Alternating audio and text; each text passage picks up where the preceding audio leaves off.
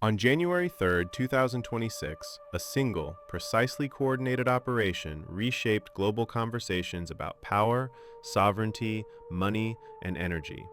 Not gradually, not quietly, but all at once.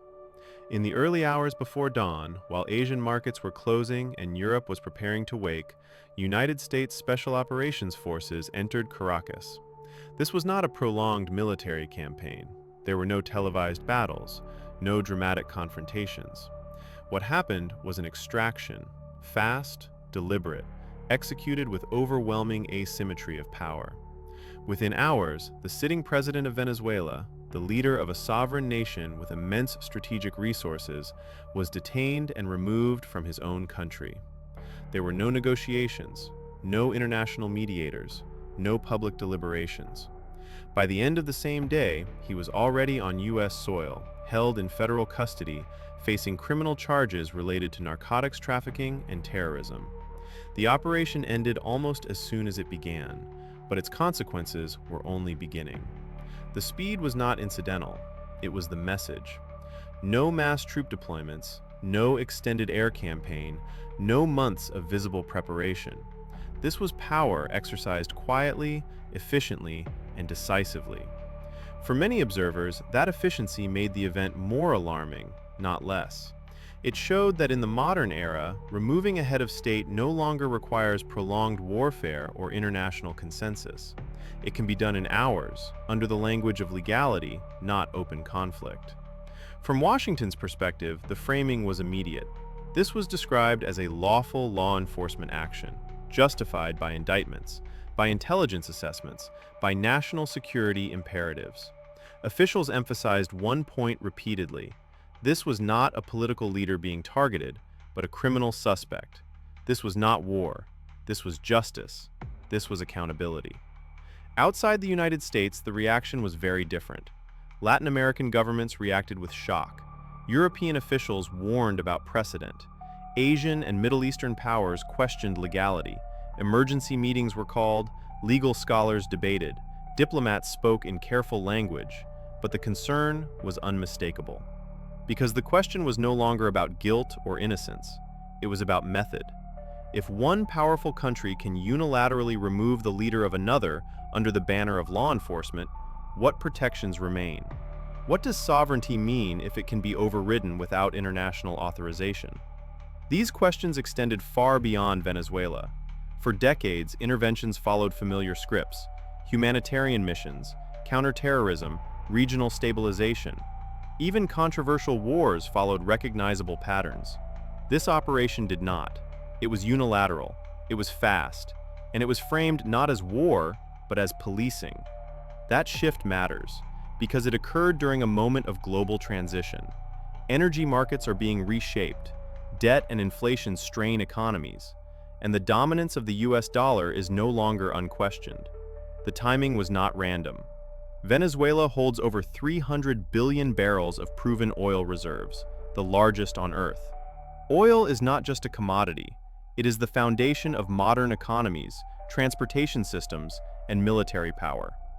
For decades, Venezuelan oil flowed into the US-led energy system.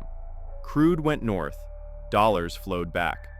Oil was priced in US dollars, reinforcing a monetary structure that tied energy directly to American financial power. This became known as the Petrodollar system. Countries needed dollars to buy energy. Oil exporters accumulated dollars. Those dollars were recycled into US bonds, markets, and institutions. The system financed deficits, expanded monetary power, and sustained global influence. Participation was rewarded. Exit was punished. For years, Venezuela remained inside this structure, but dependence came at a cost. Beginning in the early 2000s, that dependence was questioned. Venezuela explored alternatives: oil for infrastructure deals with China, non-dollar settlements with Russia, barter systems with sanctioned economies like Iran and Cuba. From Caracas, these were defensive moves. From the global financial system, they were disruptive.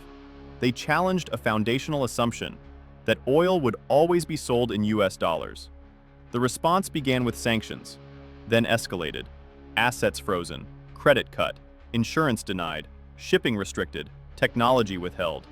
Oil production collapsed, revenue vanished, inflation exploded, millions fled.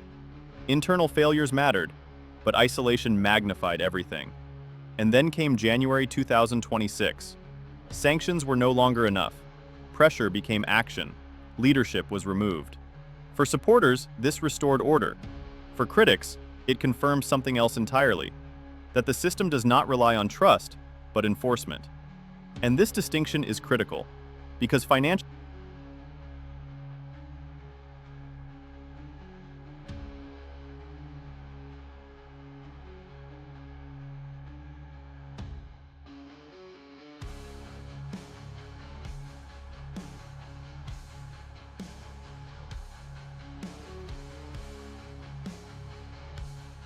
What followed after January 3rd was not chaos, it was calculation. Across the world, governments did not react emotionally, they reacted strategically. Because this was not about Venezuela, and it was not about one president. It was about precedent. China responded first. Official statements were measured, but unmistakably firm. The operation was described as a violation of international law, a destabilizing act, a dangerous signal. Diplomatic channels were suspended. Behind closed doors, Chinese financial institutions began contingency planning. Not hypothetically, not academically, practically. Because for China, this was not an abstract scenario. China is the world's largest energy importer. Its economy depends on stable supply chains and predictable settlement systems. If energy trade could be forcibly redirected back into a single currency framework, then no long-term contract was secure. No reserve allocation was safe. Russia responded in parallel. Emergency sessions were called. Public statements emphasized sovereignty, non-interference, and systemic risk. Privately, the response was faster. Russia accelerated efforts already underway: alternative payment rails, non-dollar reserve strategies, and parallel financial infrastructure. Their lesson had been learned years earlier. Centralized systems are efficient until they are weaponized. Even traditional U.S. allies reacted cautiously. Public language was restrained, but the message was clear. Sovereignty matters. Legal norms matter. Precedent matters. Abstentions spoke louder than endorsements. For many allied states, this was not a question of loyalty, but predictability. If rules can change without warning, then alignment becomes risk.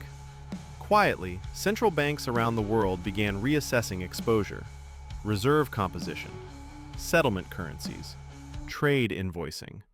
Nothing dramatic, nothing public, but movement nonetheless. Because confidence is fragile, and financial systems are built on confidence, not force. For decades, the dollar's dominance rested on trust. Trust in institutions, trust in liquidity, trust in stability.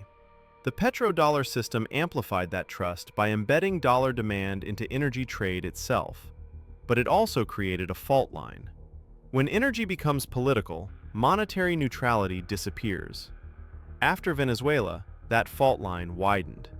Alternative systems gained momentum. Bilateral currency swaps expanded. Regional clearing networks grew. Commodity-backed trade discussions resurfaced. These systems are not perfect. They are fragmented, less efficient. But they offer something critical: optionality. Energy markets reacted immediately. Oil prices rose sharply. Risk premiums increased. Insurance costs surged. Shipping routes were reassessed. But something unusual happened. Currency markets did not behave as they always had. In previous crises, U.S. military power strengthened the dollar. This time, some non-dollar currencies strengthened instead. It was subtle, but meaningful. It signaled a shift in perception. Safety was no longer synonymous with dominance. Venezuela became a case study, not in ideology, but in enforcement. The lesson many policymakers drew was not that independence is impossible. It is that independence cannot be solitary. Transition requires coordination, alliances, protection. No country wants to be next, and alone. This realization revived interest in multipolar financial systems. Not dominance, distribution, not efficiency, resilience. Multipolar systems are slower, messier, harder to manage, but they limit the power of any single actor to enforce compliance globally. History offers a guide. Reserve currencies do not collapse overnight. They fade. The British pound did not disappear in a year. It declined over decades. As alternatives emerged, as trust eroded, as power redistributed, the dollar is not disappearing, but its uncontested dominance is no longer guaranteed. The events surrounding Venezuela did not create this shift. They accelerated it. This video does not predict collapse. It examines patterns, how energy, currency, and power intersect, how systems respond when challenged, and how the balance between trust and force, once altered, produces consequences that unfold slowly until they cannot be ignored. Venezuela is not the end of the petrodollar, but it may be remembered as the moment the system revealed its true nature.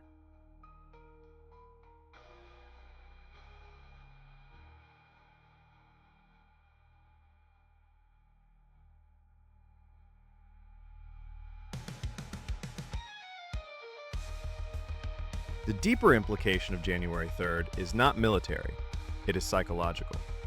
For more than half a century, the global monetary system functioned because most participants believed they were choosing it. The dollar was held because it was useful, because it was liquid, because it was trusted. Energy was priced in dollars because it simplified trade, reduced friction, and offered stability. Force existed in the background, but it was rarely visible. That invisibility mattered, because trust collapses the moment coercion becomes explicit. When Venezuela's leadership was removed, the message was no longer implied, it was demonstrated. Participation is conditional. Exit has consequences. And that realization changes behavior. Not overnight, not dramatically, but permanently. After January 3rd, finance ministries did not announce revolutions. Central banks did not dump reserves on television. Energy producers did not issue declarations. They adjusted. Quietly, incrementally, systematically. Trade contracts began including currency flexibility clauses. Long-term energy agreements were structured with optional settlement paths. Reserve managers diversified at the margin. 5% here, 3% there. Individually insignificant, collectively transformative. This is how monetary orders change, not through collapse, but through erosion. The more enforcement is required, the more alternatives are explored. The more alternatives exist, the less effective enforcement becomes. This is the paradox of power. The stronger it must be displayed, the weaker it already is. For the United States, this creates a dilemma. Maintaining dominance requires credibility. Credibility requires restraint. But restraint becomes difficult when systems are under pressure. Debt levels are rising. Interest costs are compounding. Domestic stability is strained. The privilege of issuing the world's reserve currency has allowed these pressures to accumulate. But privilege is not permanent. It is granted and withdrawn by collective behavior. The world is not abandoning the dollar, but it is preparing for a world where it cannot rely on it alone. Energy producers are hedging. Importers are diversifying. Institutions are redesigning. This does not signal chaos. It signals transition. And transitions are dangerous not because systems fail, but because assumptions do. The assumption that energy must be dollar-based. The assumption that enforcement ensures compliance. The assumption that alternatives are impossible. Venezuela shattered those assumptions not by succeeding, but by revealing the cost of defiance. And in doing so, it revealed the cost of enforcement as well. What happens next will not be decided by speeches or headlines or indictments. It will be decided by contracts, by settlement systems, by reserve allocations, by infrastructure investment, Slow decisions, quiet decisions, irreversible decisions. The global order is not ending, it is rebalancing. And history shows us one thing clearly. When trust gives way to force, systems survive, but dominance does not. Venezuela will not be remembered for how it fell. It will be remembered for what the world learned when it did. And that lesson is still unfolding.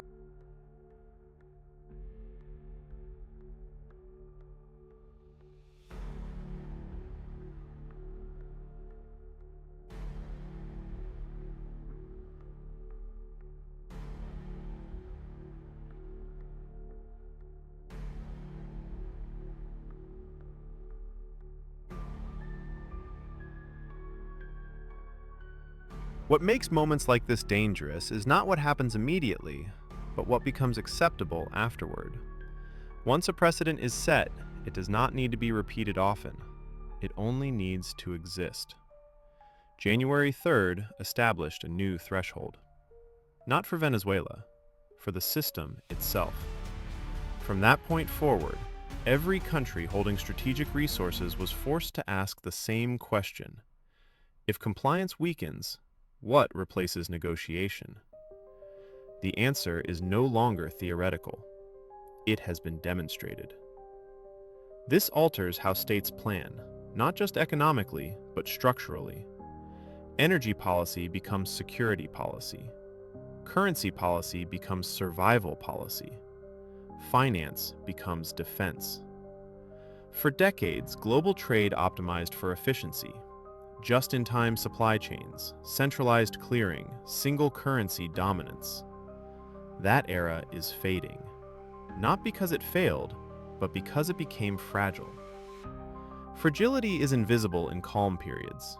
It only appears under stress. And stress is now permanent. Sanctions are no longer rare. Asset freezes are normalized. Payment access is conditional. Sovereignty is negotiable. Under these conditions, resilience replaces efficiency. Countries accept higher costs in exchange for autonomy. Redundancy replaces optimization. Diversity replaces uniformity. This is why new trade corridors are being built, why parallel payment systems exist, why commodities are returning as anchors of value, not out of nostalgia, but necessity. Trust is no longer assumed. It must be hedged. The irony is unavoidable. The more aggressively a system is defended, the more alternatives it creates. Every sanction teaches evasion. Every enforcement action accelerates innovation elsewhere. This is not rebellion, it is adaptation. And adaptation cannot be reversed.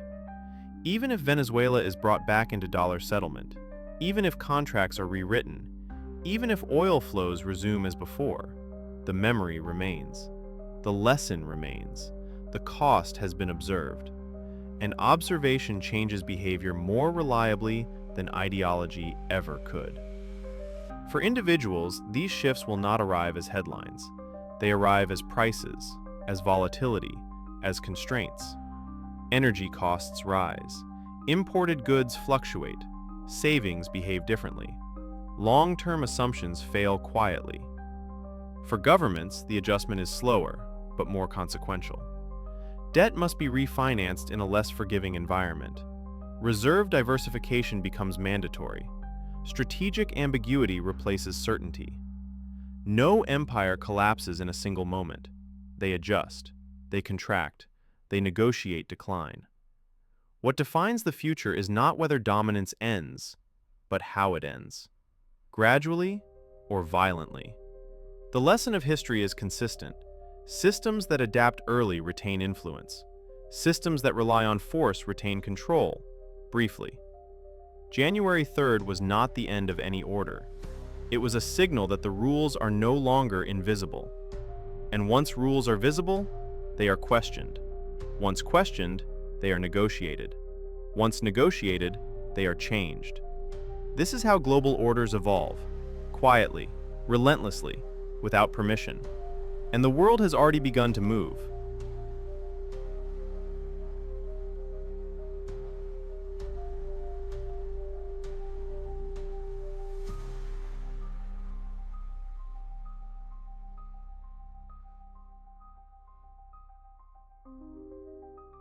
What follows enforcement is never immediate collapse.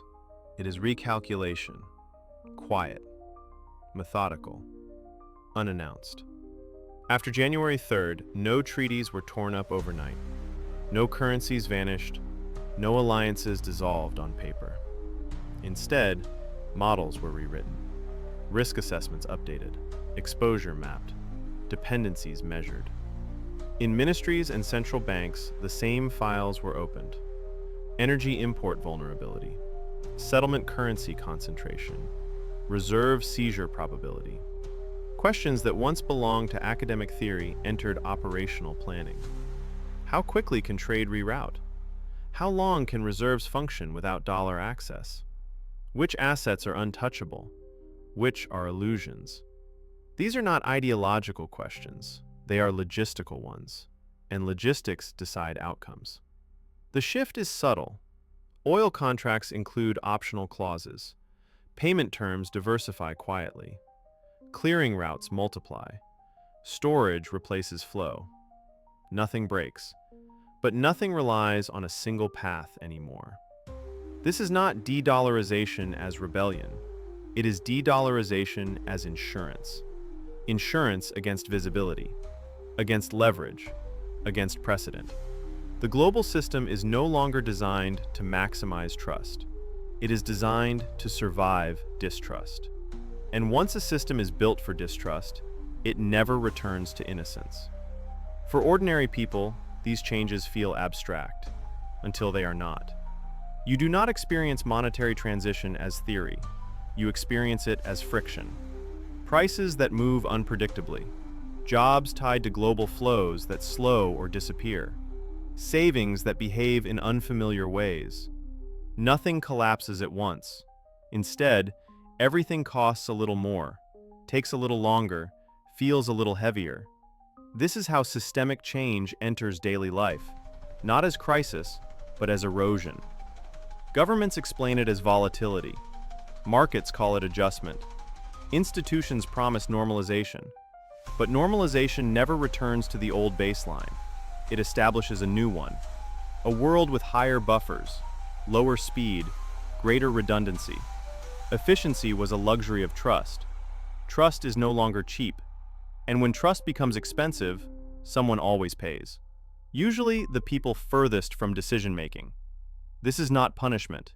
It is gravity. Large systems do not ask permission when they rebalance.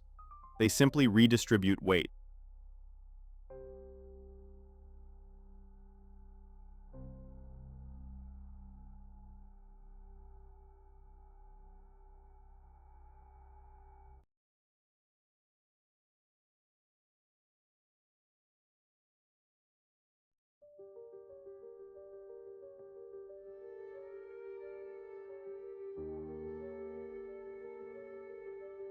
January 3rd will not be remembered for the streets of Caracas, or for the helicopters, or for the images that briefly filled the news cycle. Those details will fade. What will remain is what changed everywhere else. Because history is rarely defined by the location of an event. It is defined by what that event reveals. January 3rd revealed something fundamental. It revealed that the rules were never neutral. For decades, the global system functioned on an assumption that participation was voluntary, that compliance was rewarded, and that exit, while costly, was still possible. That assumption no longer holds. On January 3rd, enforcement became visible. Not implied, not theoretical, visible. And once enforcement is visible, every actor in the system is forced to reassess their position. Power does not weaken when it is revealed, but it does lose its camouflage. And camouflage is what allows systems to operate without resistance. When power is disguised as stability, it is accepted. When it is disguised as rules, it is obeyed. When it is disguised as norms, it is internalized. But when power stands exposed, it invites calculation. Not protest, not rebellion, calculation. States do not respond to exposure with outrage. They respond with preparation. Quiet preparation. Long-term preparation. Preparation that does not announce itself. There were no emergency summits that rewrote the world order overnight. No declarations of a new system. No formal abandonment of existing structures. That is not how transitions happen. Transitions begin with silence. In offices without windows, risk models were updated. In central banks, assumptions were adjusted. In energy ministries, contingency plans were revised. The questions were not ideological, they were operational. What happens if access is restricted? How quickly can dependencies be rerouted? Which reserves are truly sovereign? Which are conditional? How much exposure is too much exposure? These questions do not lead to speeches. They lead to spreadsheets. And spreadsheets decide the future. From that moment forward, the system did not break. It adapted. Contracts gained flexibility. Currencies shared settlement space. Trade routes multiplied. Redundancy replaced efficiency. Optionality replaced loyalty. Nothing dramatic, nothing visible to the public, but everything changed underneath. This is not de-dollarization as defiance. It is de-dollarization as risk management, as insurance, as hedging against precedent. No country wants to be the example. Every country learns from one. Venezuela did not collapse the system. It clarified it. And clarity is dangerous to systems that depend on ambiguity, because once the rules are clear, they are no longer absolute. They are negotiable, circumventable, replaceable. This is how reserve systems decline, not through rejection, but through diversification, not through crisis, but through choice. The British pound did not lose its status in a single year. It faded as alternatives became viable and confidence shifted elsewhere. The process took decades, and it was barely noticed until it was irreversible. The dollar is not disappearing. It remains dominant. It remains central. It remains powerful. But dominance is no longer unquestioned, and unquestioned dominance is what allows systems to function smoothly. What replaces it is not chaos. It is friction, higher costs, slower flows, more buffers, more insurance. Efficiency was the reward of trust. Trust is no longer free. And when trust becomes expensive, the cost is distributed. Not evenly, not fairly, but predictably. Those closest to the center adjust first. Those furthest away feel it last, and most. January 3rd was not the end of an era. It was the end of certainty. The end of the illusion that the system was neutral, voluntary, and self-sustaining. It revealed that stability was enforced, not assumed. And once that is understood, behavior changes permanently. No announcements, no countdown, no single turning point. Just movement. Trade bending. Currencies sharing space. Energy choosing flexibility over allegiance. This is not collapse. It is transition. And transitions do not reward those who deny them, but those who recognize them early and adapt quietly. History rarely shouts. It leaves patterns. January 3rd was one of those patterns. Not the moment everything ended, but the moment the rules became visible. And once the rules are visible, they are never absolute again.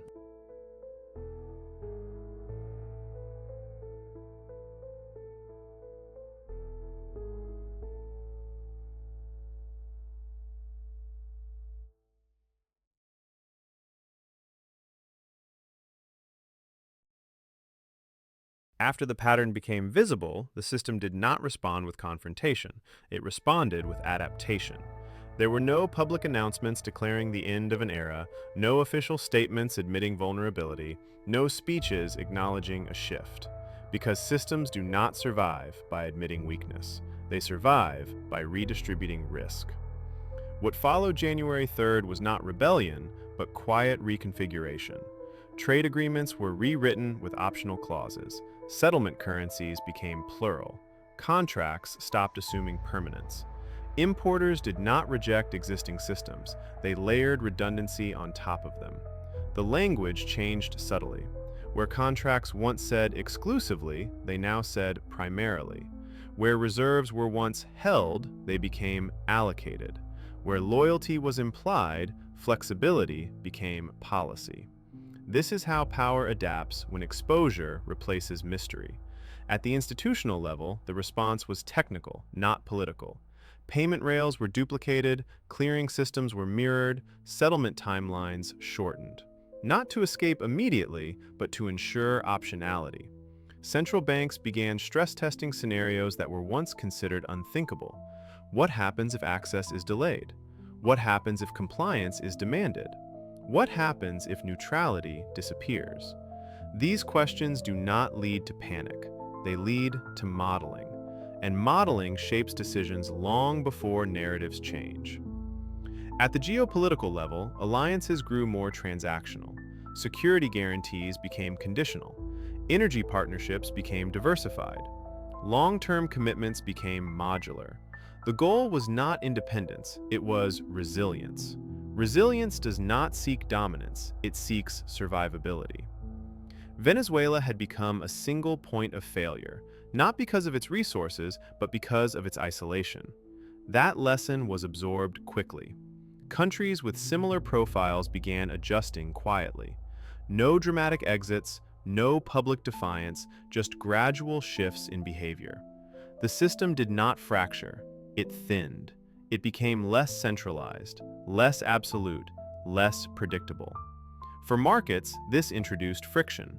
Volatility increased, risk premiums widened, insurance costs rose, efficiency declined. But stability did not disappear, it transformed. Stability no longer meant permanence, it meant adaptability. This is the paradox of enforced systems.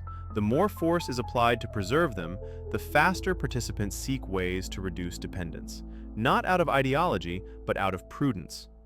Fear accelerates innovation in ways confidence never does. January 3rd did not create this trajectory. It confirmed it. It removed ambiguity. It clarified risk. It turned theory into precedent. And precedent is what planners remember. Not speeches, not intentions, not assurances. Precedent. Once established, it shapes behavior long after the event itself has faded from headlines. The system continues, but it no longer rests on trust alone. It rests on calculation. And calculation never returns power to mystery.